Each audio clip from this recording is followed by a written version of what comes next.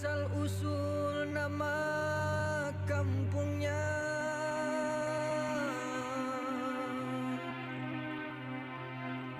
sudah diterangkan pada mulanya.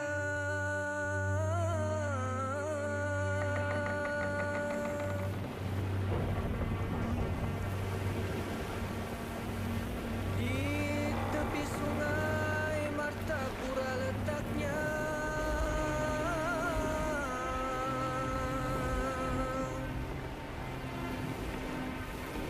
menuju Banjarmasin arah tujunya.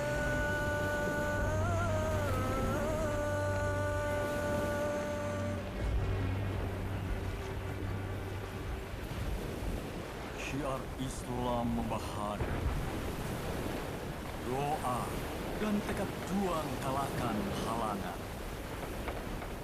Badai topan, bergunung-gunung ombak bukan lagi ancaman. Hanya puja-puji kepada Sang Halim, dilantunkan hamba-hambanya.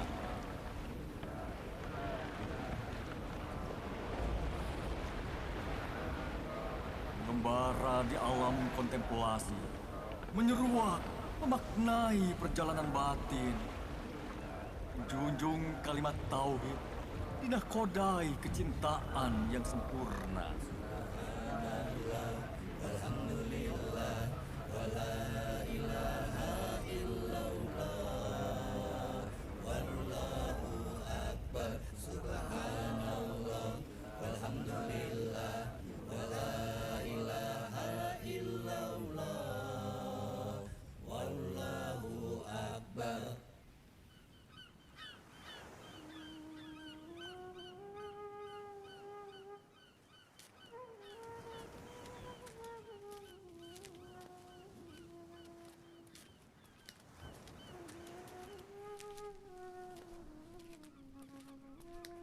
Selamat datang di tanah Betawi, tanah di mana banyak masjid yang dibangun oleh wali-wali Allah. Masya Allah, rasa syukur yang tak terhingga saudara-saudaraku. Abdul Somad Al-Falembani, Daud Al-Fatani, yang mau jauh-jauh meninggalkan tanah airnya sendiri demi mengantarkan kami sampai ke tanah Betawi. Sebelum Syekh Muhammad Arsad dan Abdul Wahab bertolak ke tanah Banjar. Sungguh berat nian rasanya melepas sahabat sekalian yang telah suka duka menuntut ilmu bersama selama ini. Kita telah berikrar akan menjadi cahaya, menyikap tabir dari kegelapan menuju terang. Hanya amanah yang kita emban dari menuntut ilmu di tanah suci yang membuat kita harus berpisah. Demi membesarkan syiar di tanah air kita masing-masing, demi tegaknya cahaya Islam. Ayo Syekh.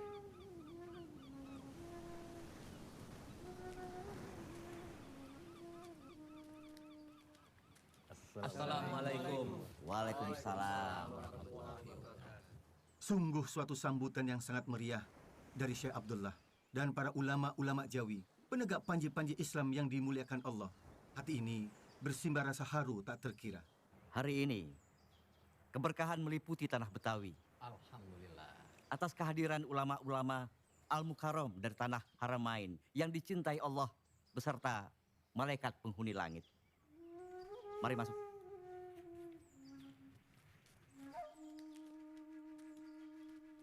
Syekh Muhammad Arsyad dan Syekh Abdurrahman Al-Misri beserta para sahabat sempat singgah di Pulau Penyengat. Benarkah kabar itu? Allahumma na'am, ya Syekh Abdullah. Kami singgah dulu di beberapa tempat, di Pulau Penang, Perak, lalu singgah ke Tumasik, dan terakhir kita mampir ke Pulau Penyengat Riau. Kami mengajar di masjid-masjid di sana. Alhamdulillah, banyak ilmu yang kami dapatkan saat mengajar. Sultan Riau sangat mendukung syiar dakwah di sana. Bahkan sebagai rasa syukur kepada Allah, beliau berkenan memberikan buah tangan yang elok kepada kami sebagai tanda kenangan dan rasa syukur.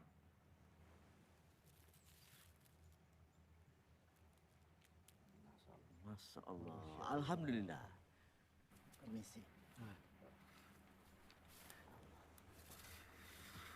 Selama di Tanah Suci, siapa guru-guru dan syekh-syekh antum sekalian? Di Mekah, Ana dan Syekh Abdul Somad belajar fikih kepada Syekh Athaillah bin Ahmad Al-Misri Al-Azhari. Atas izin Syekh Athaillah, kami pergi ke Mesir lewat Madinah.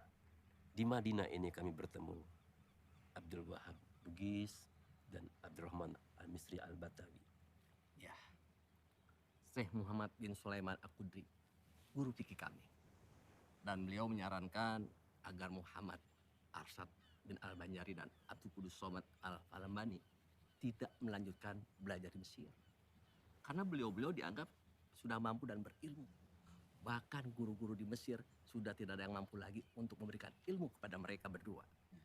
Guru tasawuf kami berempat adalah Syekh Muhammad bin Abdul Karim As-Saman Al-Madani. Kami diperkenankan suluk dan khalwat langsung di bawah pimpinan dan pengawasan Syekh Muhammad bin Abdul Karim As-Saman. Alhamdulillah, kami berempat diberi tugas sebagai khalifah tarikat Salbaniyah untuk tanah Jawa. Alhamdulillah. Betapa beruntungnya para syekh sekalian dapat belajar langsung dengan guru-guru yang berilmu tinggi. Masjid ini kurang tepat arah kiblatnya. Berita yang Ana dengar tentang banyak arah kiblat di tanah Betawi yang tidak tepat tampaknya benar.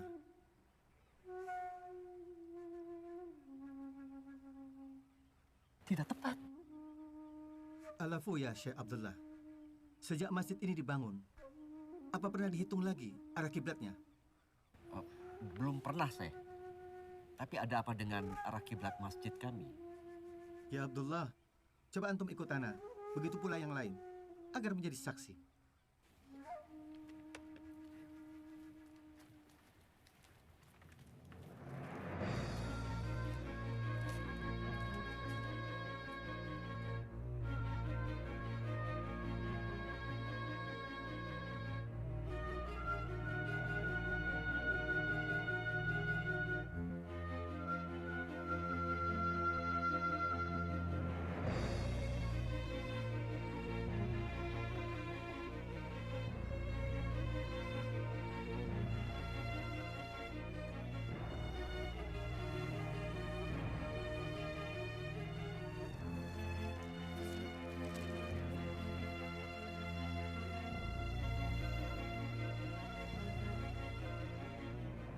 Salah satu titik sudut segitiga bola trigonometri ini adalah letak kota Mekah.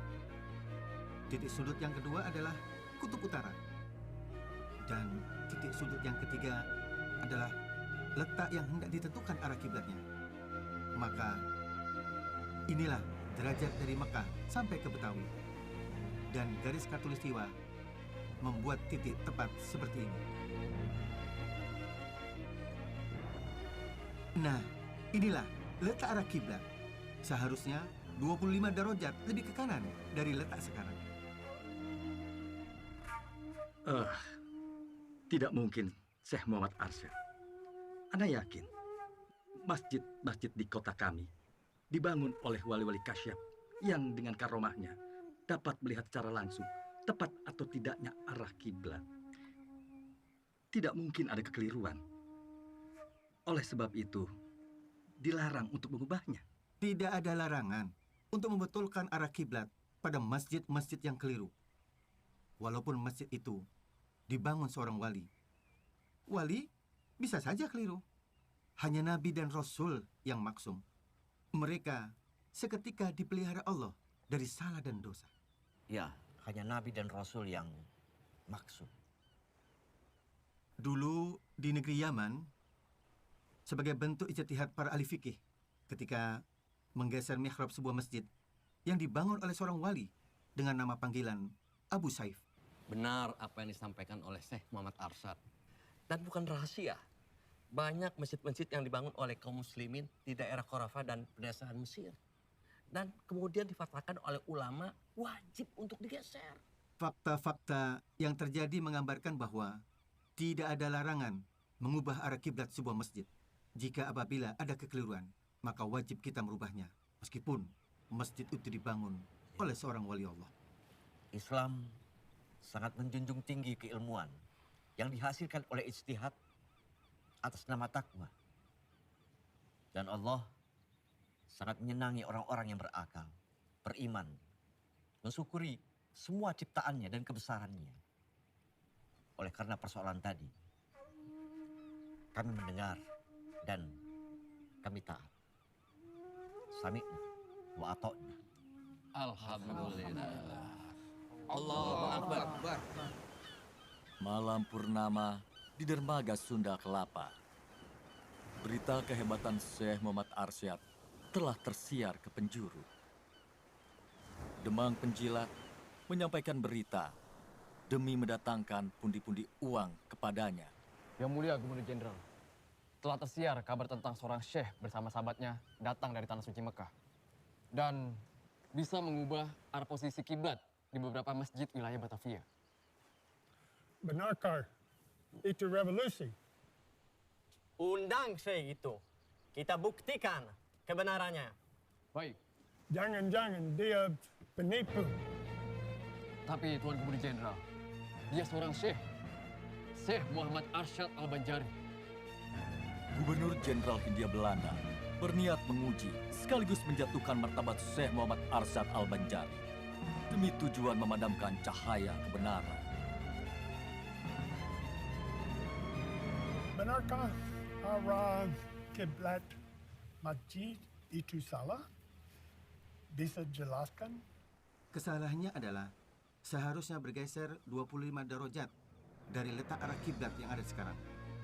Dengan menentukan letak lintang dan bujur Mekah, maka letak derajat berada di 21 derajat, 20 radian, 67 derajat, 0 radian. Kami menghitung menggunakan tongkat istiwa. Dengan perhitungan 3 titik sudut segitiga bola trigonometri ke arah Mekah. Adapun untuk perhitungan titik 0 derajat bujur bukanlah menggunakan patokan Greenwich London, tapi seharusnya berpatokan pada Jazairul Khalidat Asbani. Adapun bintang kutub tidak selalu dapat dilihat pada setiap negeri yang terletak di garis khatulistiwa. Demikian juga di negara yang berada di sebelah selatan khatulistiwa, seperti Banjar dan Jawa. Maka pada negeri-negeri itu tidak dapat bintang kutub dijadikan dalil untuk menentukan arah kiblat. Namun, ujung pedoman selalu menunjukkan ke arah utara. Kebetulan searah dengan posisi keberadaan bintang kutub utara berada. Allah berfirman dalam Al-Quran Surah Al-Anbiya ayat 33, dan dialah yang telah menciptakan malam dan siang, matahari dan bulan, masing-masing berada pada garis edarnya. Sadaqallahul Adzim. Bagaimana Syekh Muhammad menilai kedalaman laut? Kita sedang berlayar menuju Laut Jawa. Kedalaman air laut bisa diukur dengan menggunakan tali simpul yang berbandul. Tali simpul berbandul yang ditenggelamkan ke dalam laut yang dihitung dengan perkiraan yang tepat, maka akan mendapatkan berapa kedalaman air laut. Tuan Syekh Muhammad Arsyad Al-Banjari yang terhormat, ada satu pertanyaan akhir yang harus Syekh jawab. Tentang apa isi kelapa yang saya pegang ini? Itu buah kelapa. Dan Allah takdirkan isinya air. Gubernur Jenderal tak patah arang. Silahkan dibelah.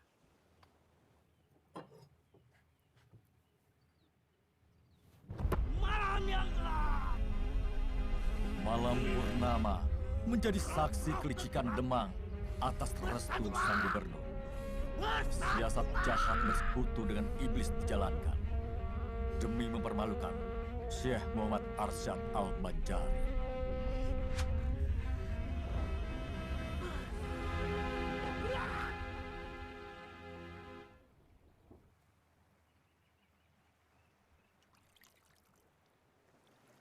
Ahli-ahli sihir itu tidak memberi mudarat dengan sihirnya kepada siapapun, kecuali dengan seizin Allah.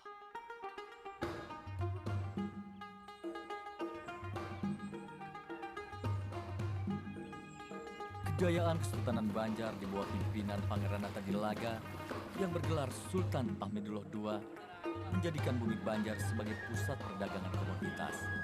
Lada hitam, madu, rotan, emas, intan, damar, hingga kulit binatang.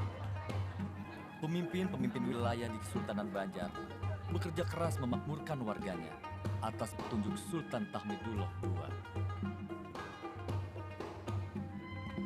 Wahai rakyat Banua Banjar, dangsanaku barataan. Allah Subhanahu wa Ta'ala mengutus kekasihnya Muhammad sallallahu alaihi wasallam dengan membawa ayat-ayat suci Al-Qur'anul Karim yang mengajarkan akhlakul karimah kepada kita semua. Dan insya Allah akan membawa kita ke jannah, membawa kita ke surga. Di tengah-tengah kita hadir Syekh Muhammad Arsad Al-Banjari.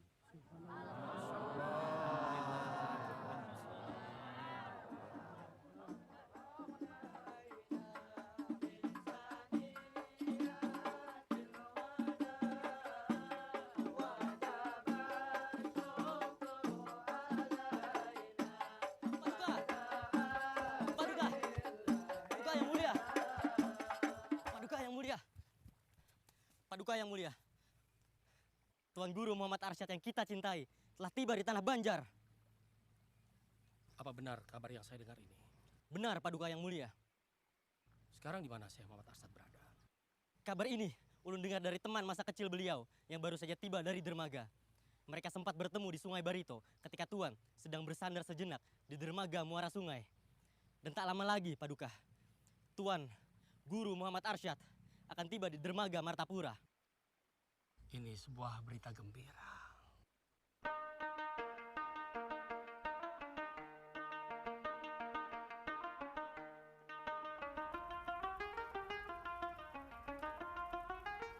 Assalamualaikum. Waalaikumsalam warahmatullahi wabarakatuh. Selamat datang, Syekh. Datang kembali di lingkungan istana. Sungguh suatu kehormatan, Paduka yang mulia. Ulun sama sekali kada mengira jika Sultan berkenan menyambut sendiri kedatangan ulun. Ini seperti Datu lihat, kami rutin mengadakan badadamaran setiap malam salikur di bulan Ramadan. Begini Datu, memerlukan ulama berilmu untuk membimbing umat mengenal Allah dan mencintai Islam sebagai pedoman hidupnya. Karena itu, bertumpuk harapan kami limpahkan kepada Datu agar rakyat Banjar terlepas dari kebodohan dan menjadi umat yang bertakwa. Karena kami yakin Datu adalah ulama penegak panji Allah. Tak terasa kurang lebih 30 tahun Ana meninggalkan Martapura.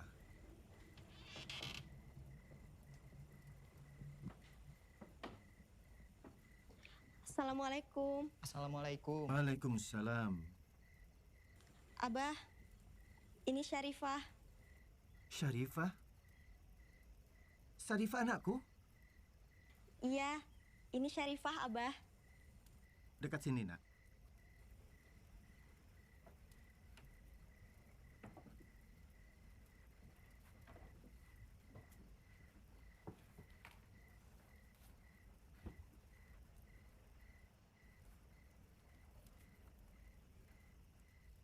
Seperti mimpi rasanya bertemu Abah.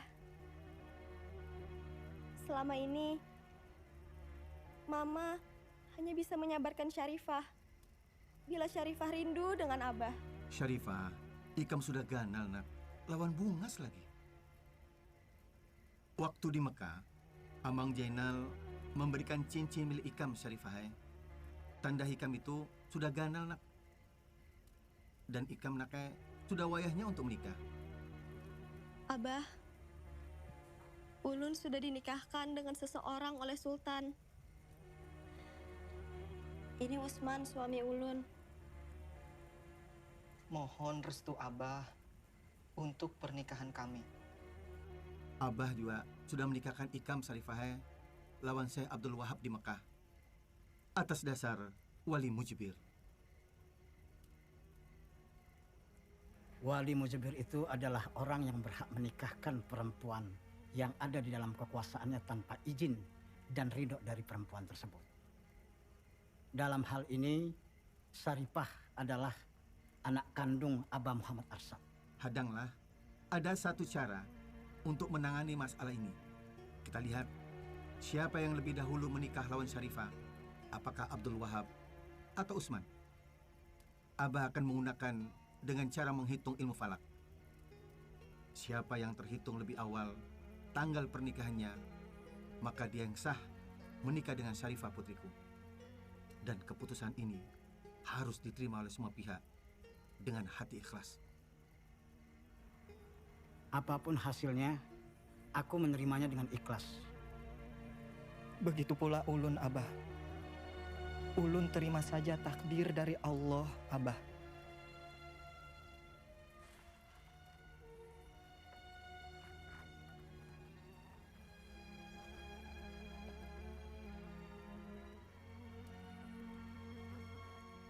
Nah, baiklah. Hasil sudah didapatkan. Berdasarkan perhitungan falak, ternyata pernikahan Syekh Abdul Wahab lawan Syarifah lebih dahulu daripada pernikahan Usman lawan Syarifah. Ini disebabkan karena hasil dari perhitungan ilmu falak itu sendiri. Maka pernikahan Abdul Wahab dengan Syarifah putriku menurut agama syah. Ulun terima hasil ketetapan Abah. Dan ulun mengikhlaskan Syarifah demi kebahagiaan Syekh Abdul Wahab.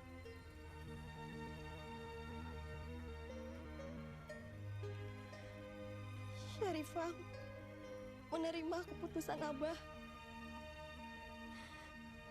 Karena itu sudah kehendak Allah.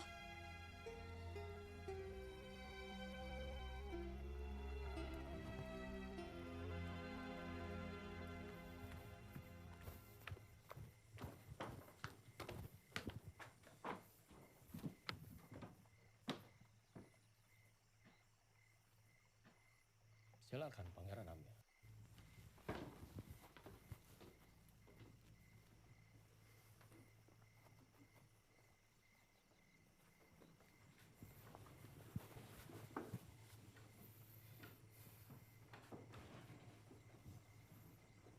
Sudah saatnya Paman Pangeran Natadilaga menyerahkan kesultanan padaku untuk menjalankan pemerintahan Kesultanan Banjar. Pangeran Amir, takdir Allah sudah ditentukan. Aku Pangeran Natadilaga yang sekarang bergelar Sultan Tahmidullah II telah membangun peradaban negeri Banjar hingga maju seperti sekarang ini. Apabila negeri Banjar dijalankan oleh orang yang salah, maka Kesultanan Banjar akan hancur dalam waktu singkat. Itu hanya alasan Paman. Lalu bagaimana dengan wasiat Abah kami? Sultan Muhammad Aliuddin Aminullah yang mewasiatkan bahwa tahta akan diturunkan pada anak-anaknya. Dan kami semua sudah pantas menduduki tahta itu, Paman.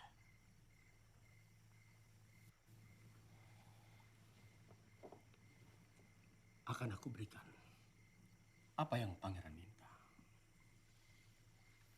Menikah dengan putri-putriku.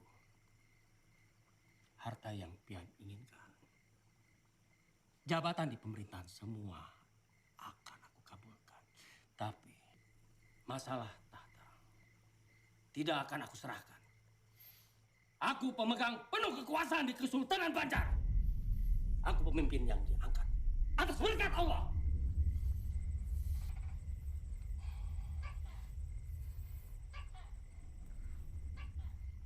Baik. Baik, Paman. Kalau memang tahta tidak akan diberikan kepada ulun, maka izinkan ulun untuk diberangkatkan ke tanah suci melaksanakan ibadah haji.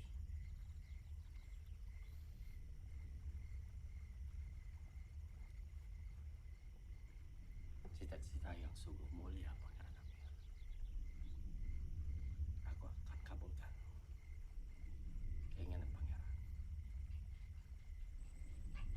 Segala biaya dan perlengkapan akan ditanggung Kesultanan Banjar.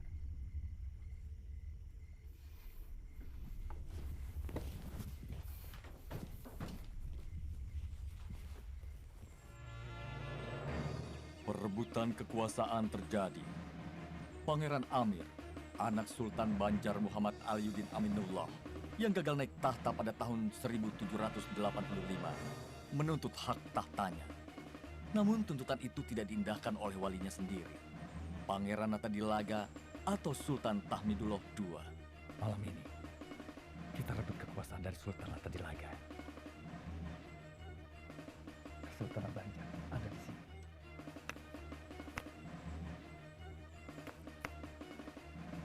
Dia dijaga oleh Paten Juru.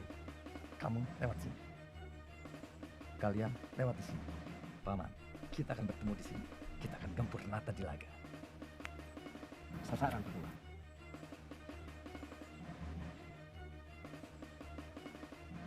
Mari kita berangkat.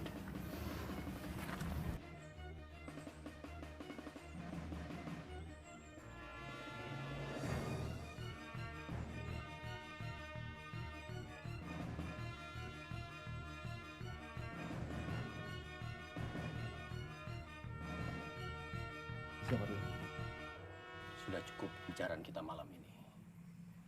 Saya mau istirahat. Paduka! Paduka yang mulia. Panglima. Ada kabar dari mata-mata kita. Pangeran Amir serta pasukan terpilihnya malam ini akan melakukan serangan diam-diam ke istana. Mohon izin Paduka. Ulun siap melumpuhkan serangan ini. Tumpas perlawanan mereka. Siap, Paduka. Tunggu. Pangeran Amir jangan sampai terluka. Siapkan pedang. Daulat Paduka.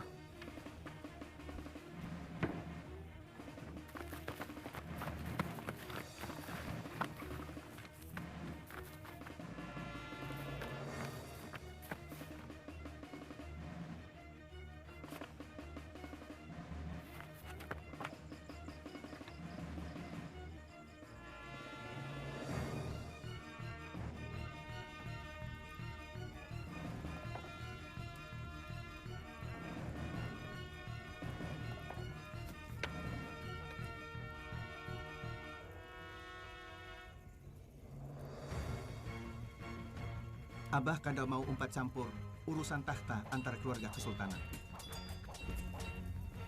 Masalah tahta adalah masalah rumit.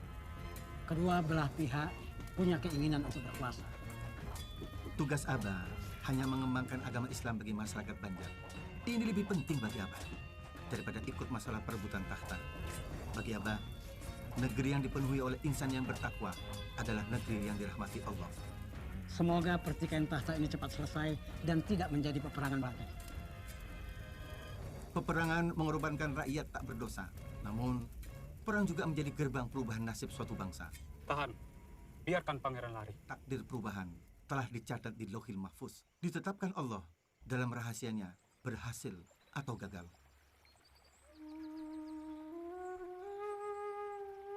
Sejak kecil, Muhammad Arsyad telah dianugerahi berbagai bakat.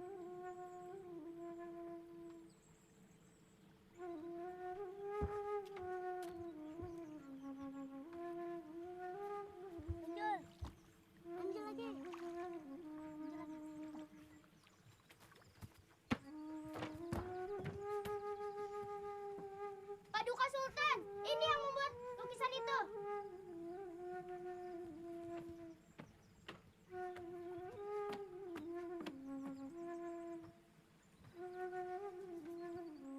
Betapa indah lukisan ini. Siapa nama Ananda? Nama ulun Muhammad Jafar. Kenapa Ananda melukis gambar sungai, perahu, dan gunung-gunung di sekitar lukisan gambar lafaz Allah? Allah menciptakan semuanya.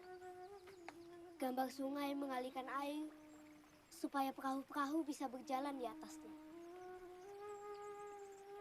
Kalau gunung itu tinggi, ujungnya runcing. Bentuknya seperti perahu terbalik. Kalau gunung tidak bisa terbalik, maka sebaliknya. Cerdas nian, Ananda. Masih kecil namun pikirannya dalam seperti orang dewasa. Begitu pula lukisan, kaligrafi, sangat indah. Paduka, Ananda ini seperti Galuh. Kelak dibuka menjadi intan bernilai tinggi. Dia sungguh dianugerahi setumpuk bakat. Anak ini akan kubawa ke istana untuk dididik. Cari orang tuanya. Tertumpah rasa kasih sayang seisi istana kepada Muhammad Arsyad yang mempunyai nama lahir Muhammad Jafar. Gurunya sangat kagum atas kepandaian muridnya. Hudal lil muttaqin. Akhlak, budi pekerti yang lemah lembut, dan sikap gemar menolong membuat teman-temannya menjadikan Arsyad sebagai tauladan mereka. Sat, ayo main logonya. Nah, boleh Arsyadnya.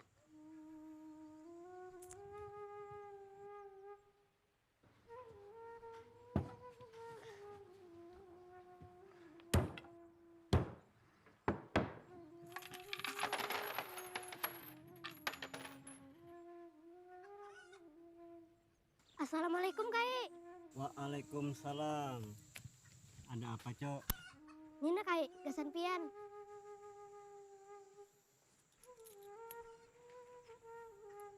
Terima kasih, Cula. Nggih, sama-sama. Nun permisi dulu lah. Salam Paduka. Ini adalah hasil bumi dari kebun hamba. Sebagai rasa syukur, hamba berikan kepada Paduka. Alhamdulillah, tanah Banjar subur. Salam Paduka.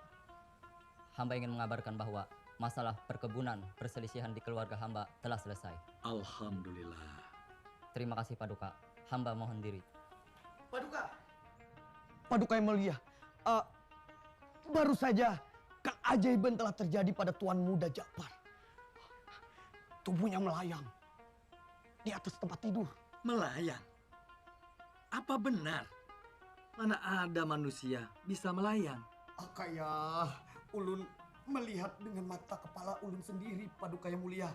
Bahkan ulun memegang tubuh Tuan Muda, menadah supaya tidak jatuh. Tuan Muda juga bercerita tentang mimpinya itu. Tuan Muda baik-baik saja. Ulun mimpi ada kakek bawa ulun ke langit, Paman. Ulun terharu, Paduka yang mulia, mendengar cerita itu. Dan tak kuat rasanya menahan cucuran air mata, Paduka yang mulia. Tanda-tanda Jafar akan menjadi orang besar, Paduka yang mulia. Dia kelak akan membawa kemajuan bagi Kesultanan Banjar. Ya. Tuhan telah menampakkan Jafar menjadi orang besar, kelak berjasa bagi Kesultanan Banjar. Kita harus merawat anak ini dengan penuh kasih sayang, mencukupi kebutuhannya, membekalinya dengan ilmu dunia dan akhirat.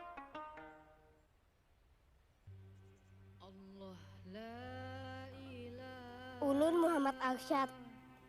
Pian burungai akan ulun rawat dengan kasih sayang. Masa remaja Muhammad Arsyad dilalui pada saat Sultan Hamidullah, berlanjut ke masa Sultan Tamjidillah berkuasa.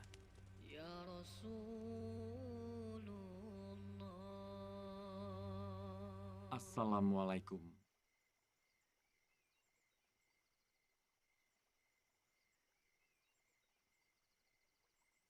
Ananda Arsyad, usiamu sudah pantas untuk menikah. Ada seorang perempuan yang saleha yang saya pilih untuk mendampingi Ananda. Supaya hidup Ananda tenang, tak kalah menuntut ilmu. Ngaran perempuan saleha itu adalah Bajut.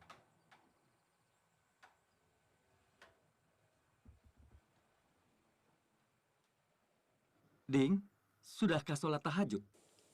Baru saja selesai, Kanda.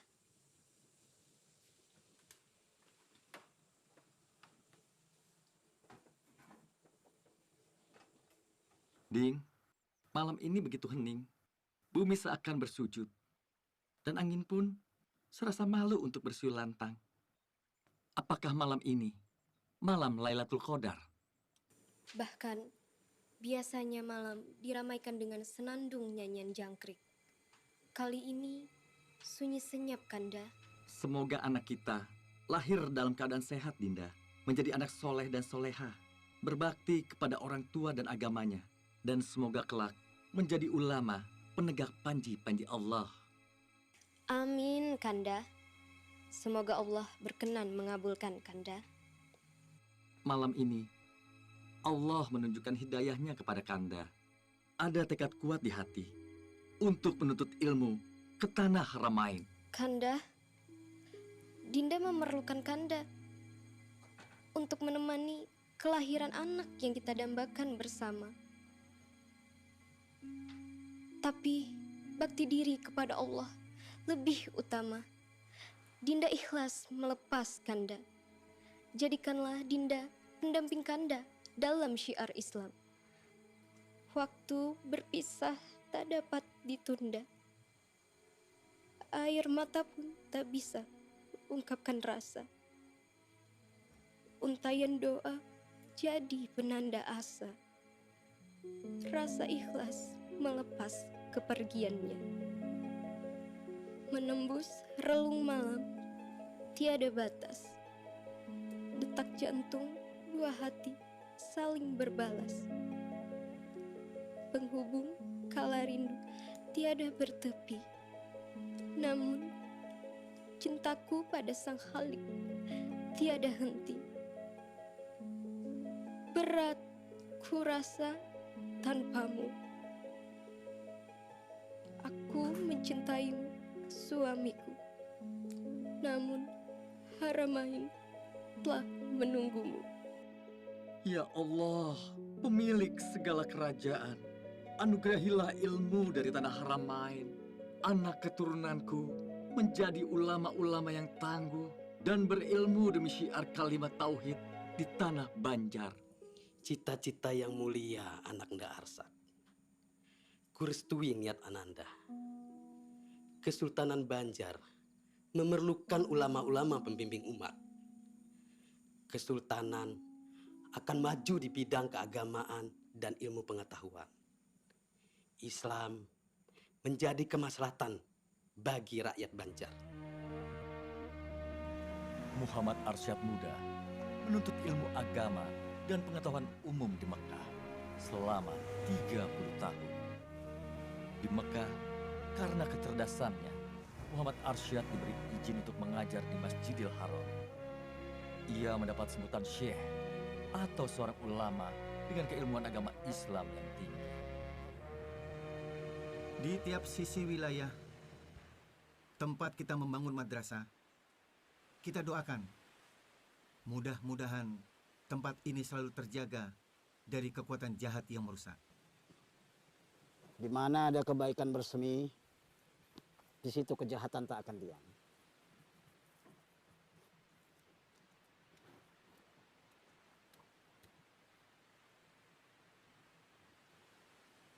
Ini yang terakhir. 4 sisi madrasah sudah selesai dipagar. Semoga dari tempat ini lahir ulama-ulama penegak cahaya Islam. Bertambahnya umat-umat bertakwa yang selalu menjunjung tinggi ilmu dan keimanan dalam menyelesaikan setiap permasalahan. Biiznillah, semua terjadi karena izin Allah. Syekh Muhammad Arsyad Al-Banjari sangat giat berdakwah ke tengah-tengah masyarakat, baik di kota maupun di desa, baik di lingkungan keluarga sultan maupun rakyat jelata.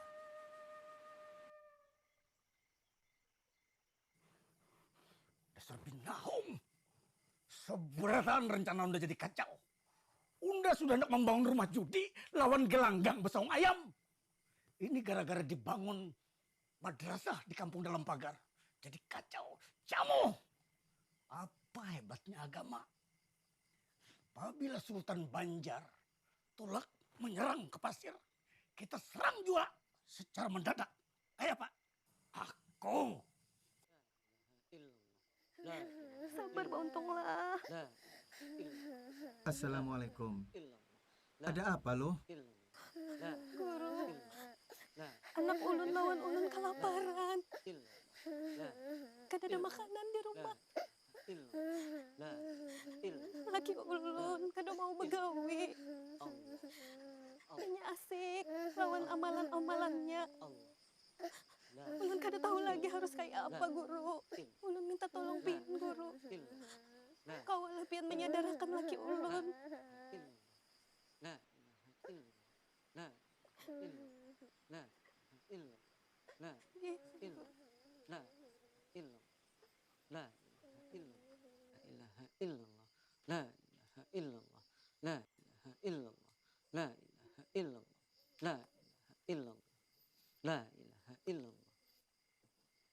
Nang, maukah Ikam menjadi orang pilihan untuk bisa bersama dengan Rasulullah di surga kaina?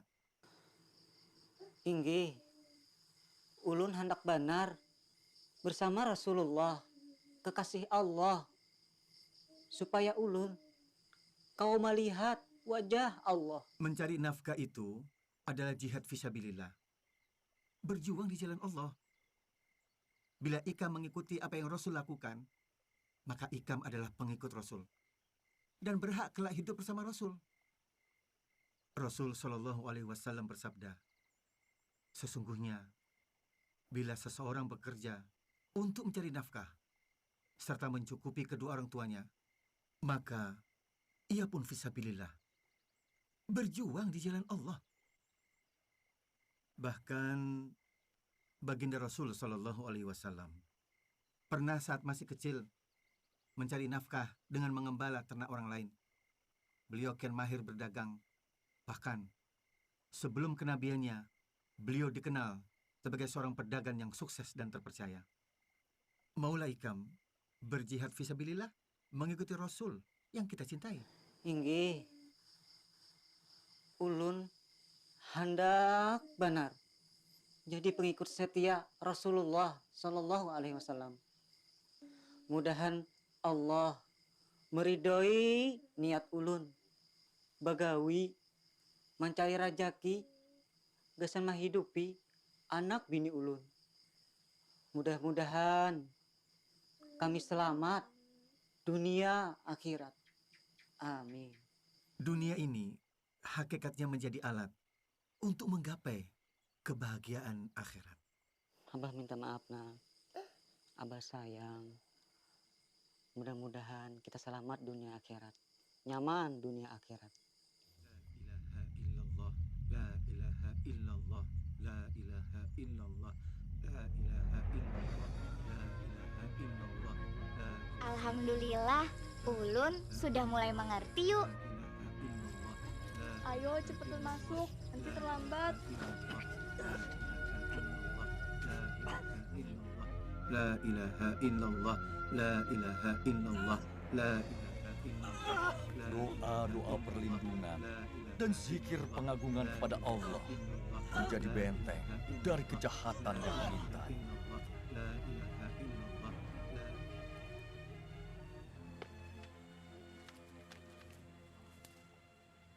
Ini dasar binahong. Kenapa nangka itu jangan kawa? Hah? Wah! Sudah dipadahi. Kenapa? Kada pintar nih. Sudah aku padahi bakar bila perlu.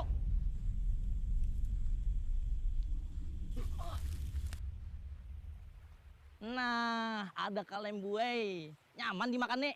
Apa mau makan kalem buai? Itu kan dimakan, haram.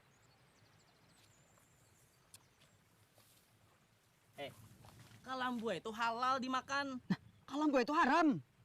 Nah, dari mana dasarnya ikam nih? Bungo dipelihara. Mau kamu nyamperin bungo? Ngaranya kalem buai itu pasti haram sudah. Nah, melawan kah? Assalamualaikum. Waalaikumsalam. Tuan Guru, hati boleh panas, kepala harus tetap dingin. Bubuh nikam jangan saling menyakiti lah. Berdebat boleh aja, tapi jangan emosi, lantas lepas kendali.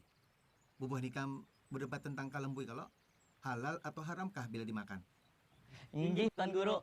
Baiklah, semua binatang banyu yang hidupnya di dalam banyu maka halal untuk dimakan. Atau juga dapat hidup di daratan tetapi kadalawas. Baik dari jenis iwak maupun yang lainnya.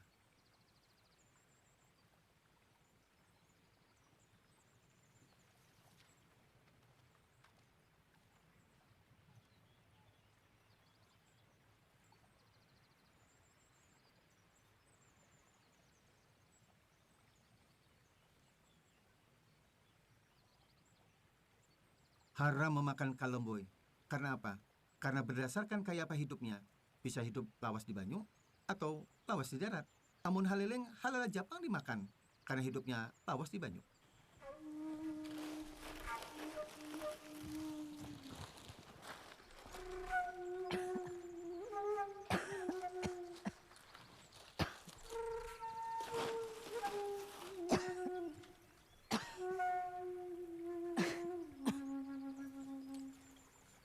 Wahab.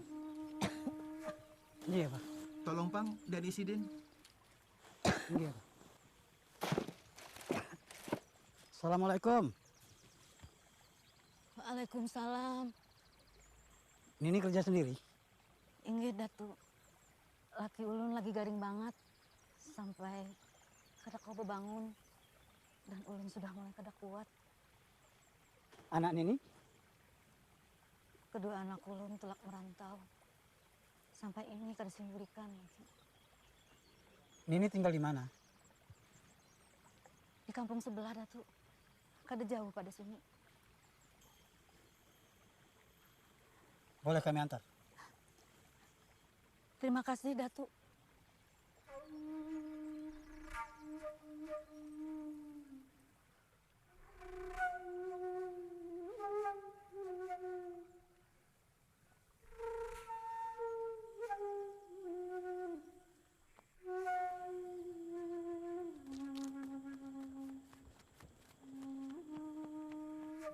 Assalamualaikum.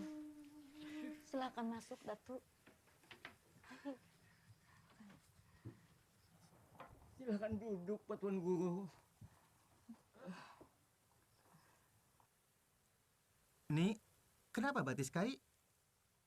Kai diseret bahaya gunung di Sungai Martapura, Datu. Alhamdulillah, Kai masih bisa menyelamatkan diri. Meskipun luka parah diseret buaya. Parah sekali lukanya. Betul, Wahab. Kita harus segera bawa mereka berdua ke dalam pagar. Pian berdua, sore ini juga hendak kami bawa ke kampung dalam pagar, Gasan dirawat. Alhamdulillah. Datu berdua datang menolong kami di kala kami sekarang. Datu berdua utusan Allah. Ayo ya kayu. La ilaha illa anta. Allahu Akbar. Nanti di kampung dalam pagar, Kai dan Nini dibantu oleh Pananamba dari istana.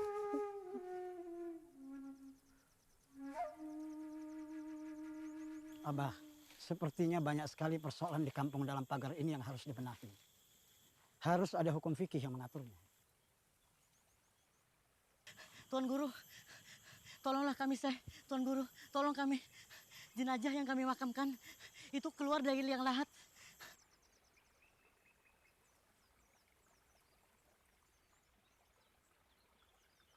Ma, maafkan Anang, Mama. Tanah di wilayah Banjar memang banyak berjenis rawa atau tanah gambut. Ketika curah hujan tinggi, maka dengan mudah mayat keluar dari dalam kubur. Mudah rusak, bahkan banyak dimakan hewan buas. Betul, Tuan Guru. Kemarin ada jenazah yang dimakan binatang buas. Sudah kami kafani dan kami makamkan lagi. Tapi kemarin naik lagi dan jasadnya rusak parah. Bahkan ada jenazah perempuan yang auratnya terbuka. Katulahan, kita semua akan ketulahan. Arwah-arwah ini sebentar lagi murka dan gentayangan mencari korban. Jangan imani tahayul, bisikan iblis itu. Sebaiknya mayat yang sudah dikafani ditempatkan di dalam tabela agar jasadnya kada hancur. Banua Banjar ini kebanyakan tanahnya rawa dan tanahnya juga gambut. Berbeda di Arab atau di Timur Tengah yang pada umumnya tidak ada rawa dan tidak ada gambut. Maka pemakaian tabela hukumnya wajib di sini. Betul, Tuan Guru. Kata Abah yang pernah ke tanah Arab, di sana hanya ada padang pasir. Keadaan alam yang berbeda yang membuat hukum fikih menyesuaikan diri dengan masalah yang dihadapinya. Makruh lagi bid'ah menanam mayat di dalam tabela. Tiada makruh, bahkan wajib karena uzur. Seperti tanah berair, atau rupui, atau mayat perempuan yang tidak ada muhrim, atau takut akan binatang buas yang mengorek ke tanah kubur itu.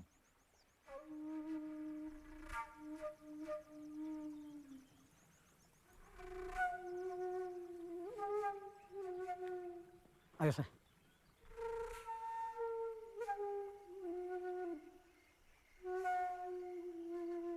Daun ini sangat berkhasiat mencegah luka kayu yang makin parah dan membusuk. Daun ini ulun campur dengan ramuan buatan yang dapat dengan cepat mampu mengeringkan luka. Padi,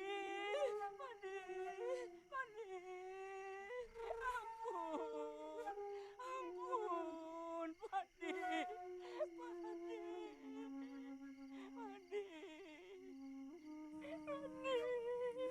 Ini ramuan dari tanah Hindi, Datuk. Pengobatan daun kelor ini sudah ada sejak bahari kala. Ulun terima kasih banyak. Pian mau mengobati ulun. Paduka yang mulia, alhamdulillah, Kesultanan yang Paduka pimpin sangat maju perekonomiannya. Pembangunan terjadi di mana-mana. Pengajaran Islam maju pesat.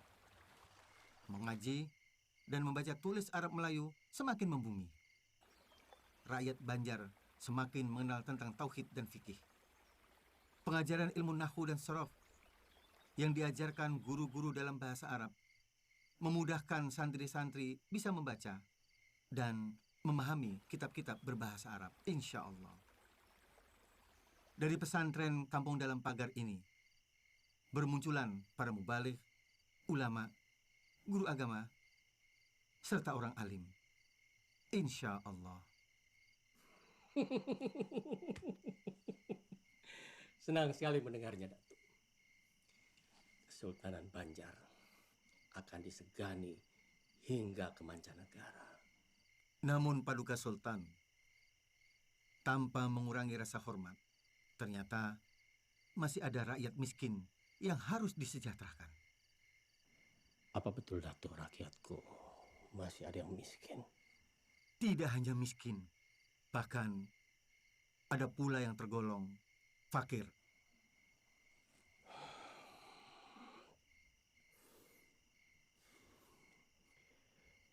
Kemiskinan adalah cermin dari kegagalan suatu negeri. Aku sebagai penguasa Kesultanan Banjar tidak akan membiarkan hal ini akan terjadi. Anugerah amanah dari Allah sebagai Khalifah Kesultanan, maka aku akan sejahterakan negeri ini secara merata. Akan aku kerahkan segenap kemampuanku, Datuk. Baik, Paduka Sultan. Sebagai orang Banjar, akan mencurahkan segenap pemikiran, mendukung daya dan upaya Paduka dalam rangka mengentaskan kemiskinan.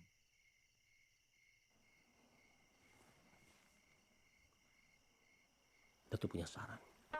Rakyat fakir miskin, untuk yang masih kuat mencari nafkah, kita beri kail yang mulia. Sedangkan yang tidak mampu bekerja, seperti orang lumpuh, buta, jompo, diberikan bantuan yang sifatnya rutin, sehingga kebutuhan mereka tercukupi dan layak. Melalui penyaluran zakat harta, diberikan dalam bentuk modal usaha, ataupun modal kerja, bukan lagi bahan pokok yang habis dimakan. Sebuah terobosan yang bijak dan tepat guna, Datuk. Khalifah Umar Ibn Khattab menyatakan, pemberian zakat hendaknya bisa mengurangi kemiskinan, sekalipun dengan memberikan 100 ekor unta. Karena tujuan zakat adalah menjadikan mereka tidak lagi sebagai peminta atau penerima zakat. Itulah hakikat dari mensejahterakan kehidupan umat. Islam tidak hanya membangun peradaban dunia, tapi juga menyelamatkan kehidupan rohi. Bagi fakir miskin yang tidak mempunyai kemampuan untuk berusaha, maka atas izin sultan, ia bisa dibelikan semisal kebun, di mana kebun itu bisa disewakan atau bisa dikelola sendiri, yang hasilnya bisa untuk mencukupi keperluan hidupnya sampai kadar umur rata-rata manusia. Sedangkan bagi fakir miskin yang mampu bekerja, penyaluran zakatnya diutamakan berbentuk alat yang sesuai dengan kemampuan mereka. Buruh tukang, kita belikan alat pertukangan. Buruh tani, kita belikan alat pertanian. Bagi fakir miskin yang mempunyai keahlian tertentu, maka atas izin sultan, ia dibelikan alat atau sarana yang bisa dipergunakan untuk mencari nafkah. Meskipun alat yang dibutuhkan itu lebih dari satu macam, maka ia bisa dibelikan semisal kebun untuk menutupi kekurangannya. Kurang lebih seperti itulah paduka sultan. Bagi fakir miskin yang mempunyai keterampilan berdagang, maka ia diberi modal sesuai dengan keperluannya, meskipun itu banyak. Jika hasil dari usahanya itu belum mencukupi, maka ia boleh menerima zakat lagi. Baik, Datuk. Aku sebagai penguasa Kesultanan Banjar sangat mendukung masalah zakat ini. Aku tugaskan Datuk untuk mengelola zakat demi sebesar-besarnya kemakmuran rakyat Banjar. Selain pendapatan pajak dari Kesultanan Banjar sendiri.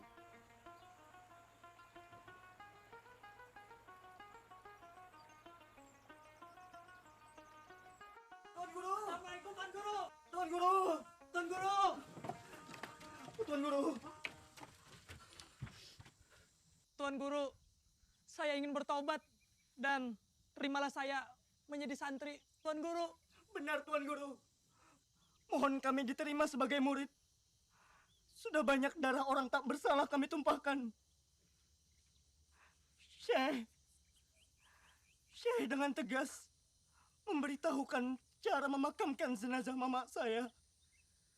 Ketika jenazah mama saya dimakamkan dalam peti kayu, malamnya mama datang dalam mimpi. Mama tersenyum. Biar mama... Lihat, benar. Mama sudah tenang di sana. Dan sekalinya.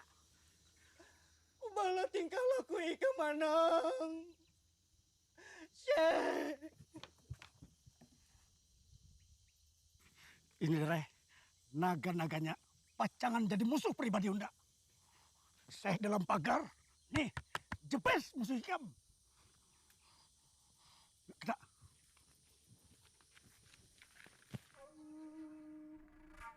Abdul Wahab, Abah baru saja membuat tanda sudetan sungai untuk membuat sungai buatan guna mengatur pasang surutnya air, mengairi sawah-sawah yang kering, menjadikan alat lalu lalang perahu.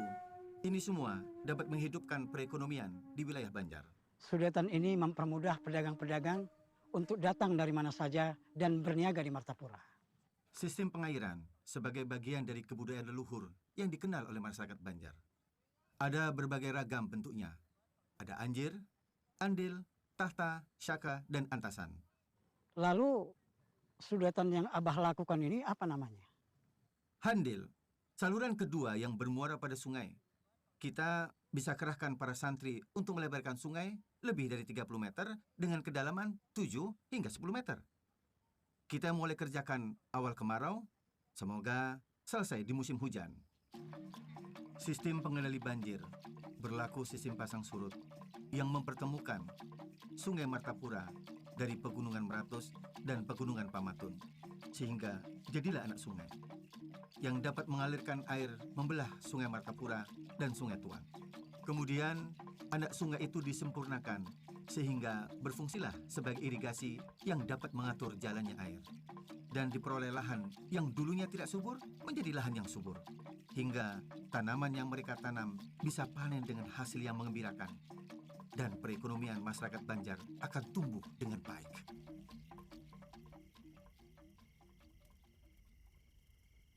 Terima kasih Paduka Sultan. Biarkan bendahara yang membagikan secara langsung di bawah pengawasan kita. Ya, aku ingin menyaksikan rakyatku sejahtera. Tidak ada lagi kata miskin. Sudah unda padahi, kacaukan dalam pagar. Bila perlu, bakar madrasahnya. Kada pintar, itu aja kada kau matasi. La ilaha illallah, la ilaha illallah, la ilaha illallah, la ilaha illallah, la ilaha illallah, la ilaha illallah, la ilaha Awas, illallah. kada tolong jepes. Hadangi nyawa. La ilaha illallah, la Hadangi. ilaha illallah, la ilaha illallah, la ilaha illallah. Hari ini pertemuan. Pertemuan lo jepes. Bunuh jam. La ilaha illallah, la ilaha illallah, la ilaha illallah, la ilaha illallah, la ilaha illallah, la ilaha illallah, la ilaha illallah, la ilaha illallah, la ilaha illallah, la ilaha. Tapi aku harus membunuhnya. La ilaha illallah, la ilaha illallah, la ilaha illallah.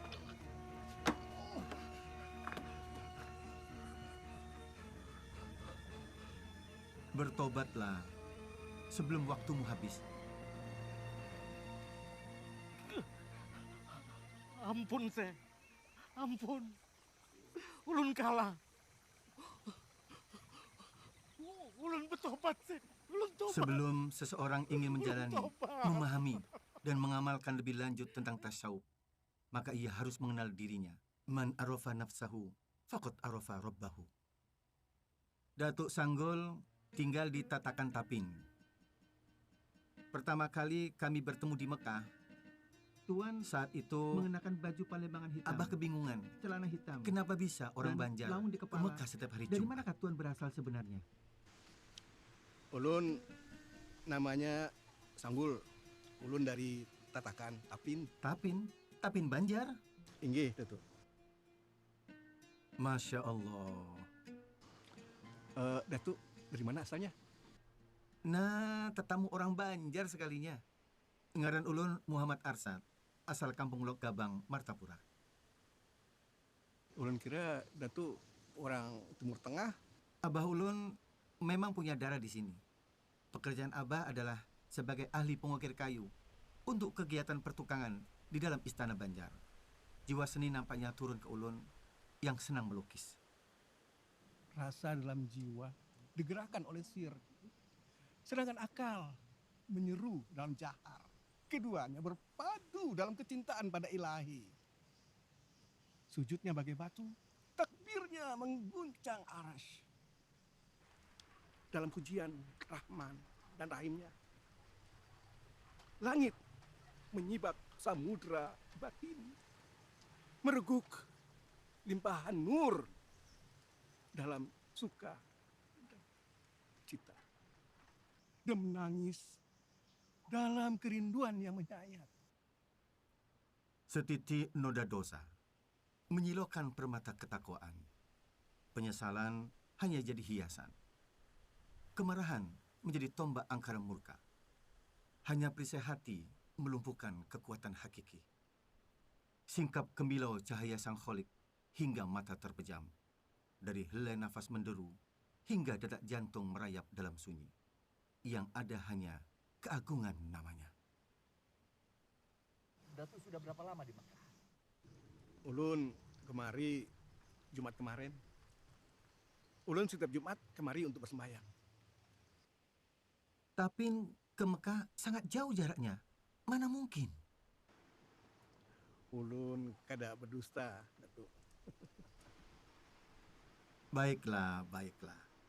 Kalau Datuk Sanggul merasa tidak berbohong, bila pian berbulik lagi ke Mekah, tolong bawakan buah yang sedang musim di Martapura. Ingat, di Jumat depanlah. Riau-riau padang si Bundan, di sana padang si tamu-tamu. Rindu dendam menatap rembulan, di hadapan Allah kita bertemu.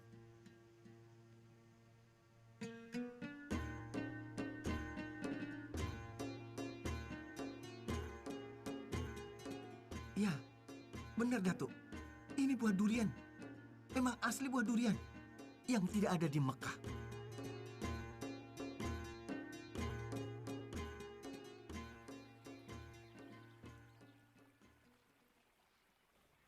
Dar, kita ini Dare kawan sekenceng, kawan semuak seliur.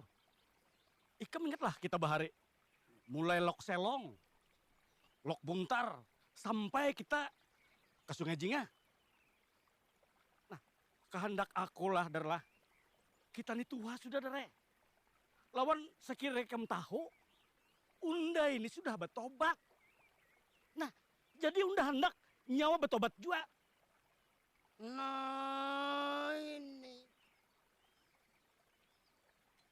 Oh, jadi kayak itulah nyawa lah. Hah? Takutan kah? Lawan nangakan Datu. Apa kakaknya? Arsat. Datu Arsat. Datu orang pagar kerja. Takutan kah? Hah? Nih nah, abadar. Kan sudah takutan. Dar, Unda ini kada pernah takutan Dar. Ikam tahu seorang, tapi Unda ini sadar. Oh, punya muftinya udah, punya mufti. Ah, punya takutan, punya mufti. Menyuruh udah bertabur, punya mufti, punya mufti. Ya.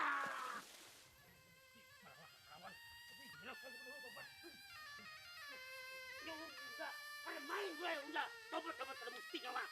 Apapun ini kada main udah tobat apa itu. Kada apa, pokoknya ini. Apa nyawa cengang-cengang? Hah? Apa nyawa cengang-cengang? Sini. Jangan.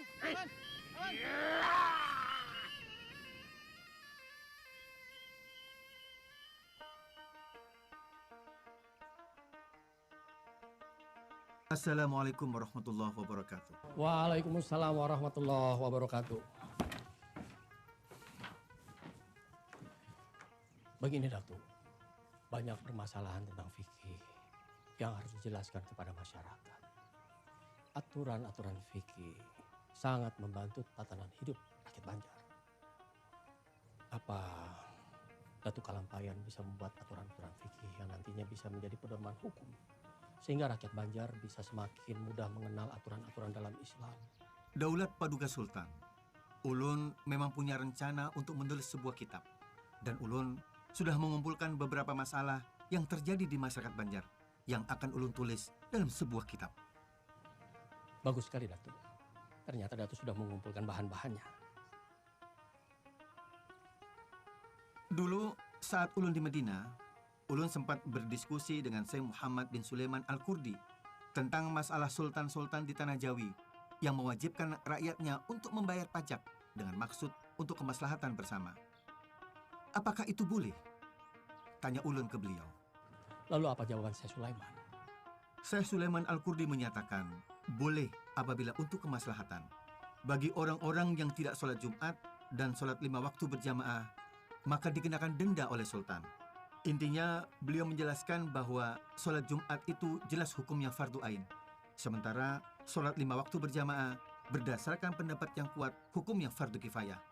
Dan kata Syekh Sulaiman, wajib mengikuti perintah pemimpin selama perintah itu tidak menyalahi syariat.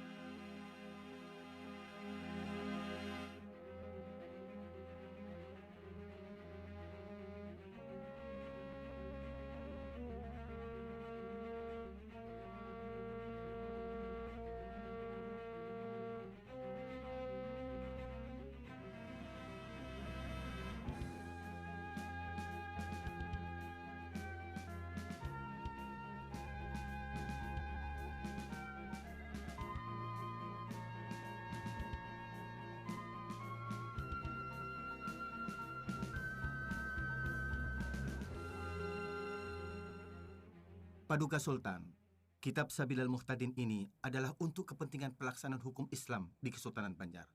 Maka perlu dibentuk mahkamah syariah. Lembaga ini berada dalam struktur kesultanan yang dipimpin oleh seorang mufti dan juga seorang qadhi Paduka. Apa itu mufti dan qadhi, Datuk? Mufti adalah hakim tertinggi. Posisi mufti berada di bawah sultan. Tugasnya memberikan fatwa dan nasihat kepada sultan. Ia bertanggung jawab mengawasi mahkamah syariah di Kesultanan Banjar. Sedangkan qadhi, ia bertindak sebagai hakim sehari-hari di ibu kota Kesultanan Banjar. Untuk menjalankan lembaga hukum berkaitan dengan aturan-aturan fikih, telah ulun rangkum dalam aturan-aturan fikih dari berbagai aturan fikih yang ada. Ulun himpun dalam sebuah kitab yang ulun beri nama Sabilal Muhtadin. Di dalam kitab yang ulun buat dalam bahasa Arab Melayu ini, bertujuan agar mudah dimengerti orang Banjar. Ada beberapa pokok pikiran ulun sendiri untuk melengkapi dari berbagai aturan-aturan fikih yang ada. Salah satunya dengan kitab Siratal Mustaqim, karya Syekh Nuruddin Ar-Raniri, yang ulun tuangkan juga dalam kitab ini. Kitab ini bermazhab Syafi'i yang banyak dijadikan rujukan, namun kurang dimengerti orang Banjar karena menggunakan bahasa Melayu Aceh. Luar biasa, Datuk. Kitab ini memudahkan aturan-aturan agama Islam, makin dimengerti oleh rakyat Banjar.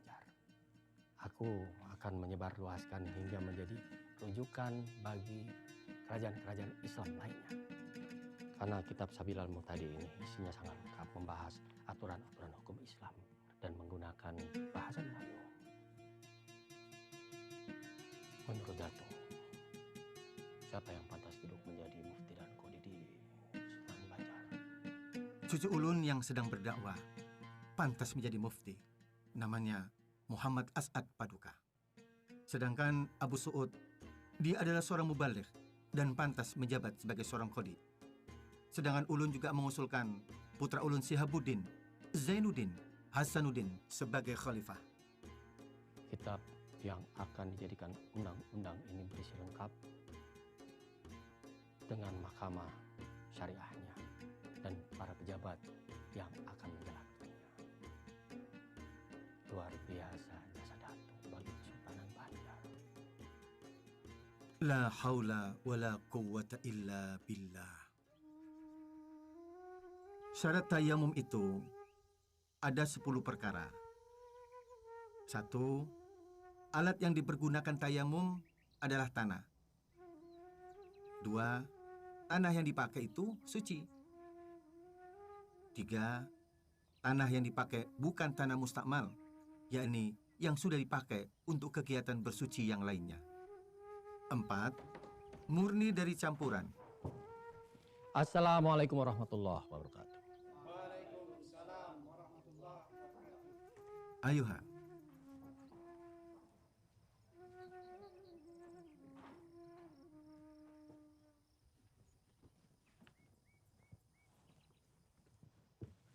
Hormat saya buat Datuk.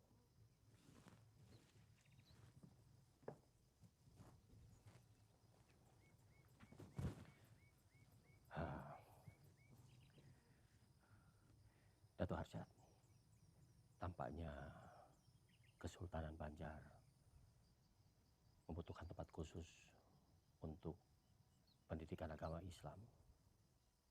Benar Paduka Sultan. Demi perkembangan pengajaran, memang lebih baik ada tempat tertentu. Sehingga orang yang ingin belajar agama Islam, perhatiannya bisa lebih terpusat. Sekaligus memudahkan orang-orang dari wilayah manapun bisa datang ke tempat itu. Apa Datuk punya bayangan di mana tempat yang baik untuk mewujudkan cita-cita ini? Allahumma na'am, Sultan. Ada. Ada di daerah pesisir sungai. Tak jauh dari sini.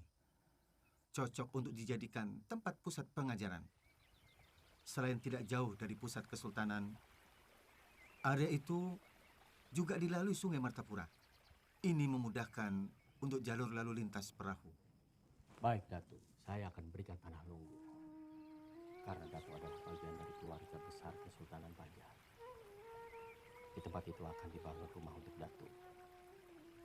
Dan saya berharap kelak nantinya di tempat itu akan menjadi pusat pengembangan agama Islam di Kesultanan Banjar.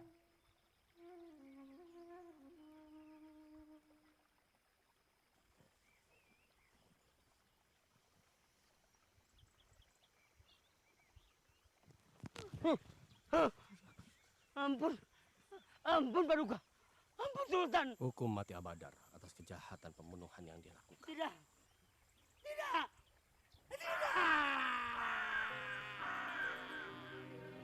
Suatu saat, Syekh Muhammad Arsyad Al-Banjari sangat ingin mengunjungi Datuk Sanggul sahabatnya. Dan nanti kalau aku tutup usia, aku ingin saudaraku Arsyad yang memandikan jenazah.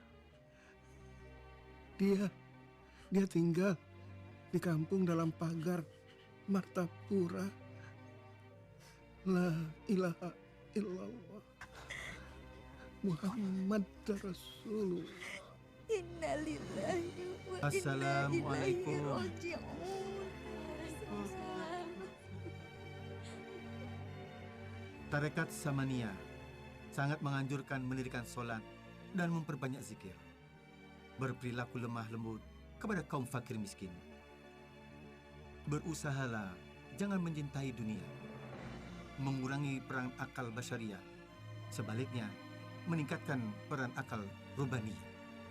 Dan bertauhid kepada Allah pada zat, sifat, dan af'alnya.